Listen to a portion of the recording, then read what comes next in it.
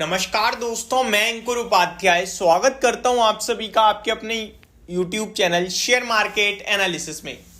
क्या कह रहा है अमेरिका का बाजार, क्या कह रहे हैं ग्लोबल मार्केट्स, क्या एफआईआईज आज खरीद के गए हैं या फिर गए हैं बेचकर, आरबीआई की पॉलिसी में क्या इंपॉर्टेंट चीजें आई थी और रिसेंटली अभी अभी जो अमेरिका का जॉब्स डेटा आता हुआ दिखा है वो कैसा है। ये कुछ छोटी छोटी चीजें हैं जो मैं इस वीडियो में आप सभी के साथ शेयर करने वाला हूं। तो शुरू करते हैं लेटेस्ट न्यूज के साथ, अमेरिका के जॉब्स डेटा के साथ। तो अमेरिका के जॉब्स डेटा की बात की जाए तो अगर ये किसी और कंट्री का जॉब्स डेटा होता तो इसे थम्स अप दिया जाता, बट क्योंकि ये अमेरिका का है इसलिए इसे थम्स अप नहीं थम्स डाउन दिया जाएगा। क्यों? अमेरिका नहीं चाहता कि ज्यादा से ज्यादा लोगों के पास नौकरियां हों। अमेरिका इस समय चाहता है कि ज्यादा से ज्यादा लोग बेरोजगार हों। बेरोजगार होंगे तो लोगों के पास पैसा नहीं होगा, और पैसा नहीं होगा तो लोग खर्च नहीं कर पाएंगे, और लोग खर्च नहीं करेंगे तो चीजों की डिमांड घटेगी, जिसकी वजह से इन्फ्लेशन नीचे आएगा। और यही चाहता है अमेरिका, लेकिन हुआ उसके विपरीत है। इसीलिए आपने देखा ओपनिंग थोड़ी नेगेटिव हुई थी, बट मार्केट का मूड माहौल इतना पॉजिटिव है कि वापस ऊपर आ गया है। तो क्या है जॉब्स डेटा वो बताता हूं। 1,99,000 नौकरियां नवंबर में लोगों के पास पहुंची हैं, और अनुमान था 1,90,000 नौकरियां जाएंगी, यानी अनुमान से 9,000 ज्यादा नौकरियां लोगों के पास पहुंची हैं। अगर मैं आप सभी के साथ बात करूं अक्टूबर मंथ की, तो अक्टूबर में 1.5 लाख नौकरियां थी और अभी 1,99,000 हो गई है। तो ये आंकड़ा बहुत तेजी से बढ़ता हुआ दिख रहा है। तो ये तो है कि ग्रोथ तो कंट्री में आ रही है। बात की जाए अनएम्प्लॉयमेंट रेट की, तो वो आपके लिए 3.7% पे आता हुआ दिखा है, और अनुमान था 3.9% का। तो ये आपको बता दिया, यानी कि बेरोजगारी दर 3.7% पे, अनुमान 3.9% का था। तो कम बेरोजगारी है अनुमान से। किसी और के लिए होता तो अच्छा है, लेकिन अमेरिका के लिए ये अच्छा नहीं है। अब आ जाता हूं मैं आप सभी के साथ ग्लोबल मार्केट्स और यूएस मार्केट पर्टिकुलरली क्या कर रहा है इसके बारे में देख लेते हैं एक बार। तो अगर बात करूं एशिया पैसिफिक, तो निकाई 1.5% टूट रहा है, शंघाई फ्लैट है और हैंगसेंग भी फ्लैट है।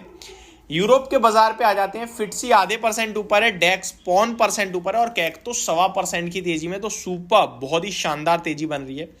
वहीं यूएस मार्केट में आ जाऊं मैं, तो डाउ जोन्स बिल्कुल फ्लैट है, 30 पॉइंट ऊपर है, नेस्डेक इंडेक्स बिल्कुल फ्लैट है, 20 पॉइंट ऊपर है, S&P 500 फ्लैट है, रसल 2 बिल्कुल फ्लैट है यार, 4 के 4 बड़े इंडाइसेस तो इनके तो कुछ नहीं है। लेकिन विक्स की बात की जाए 2.25% टूट रहा है, दैट मीन्स फियर फैक्टर कम है। अपने भारतीय बाजार में आज आरबीआई पॉलिसी आनी थी। रेपो रेट अनचेंज्ड रहा 6.5% पे। इंपॉर्टेंट क्या क्या था वो डिस्कस कर लेते हैं। इंपॉर्टेंट था जीडीपी का ग्रोथ डाटा का आगे का फॉरकास्ट। पहले 6.5% का अनुमान था, अभी 7% है, तो ये बहुत तंगड़ा है। इन्फ्लेशन 5.4% पे रहने का अनुमान है FY24 में।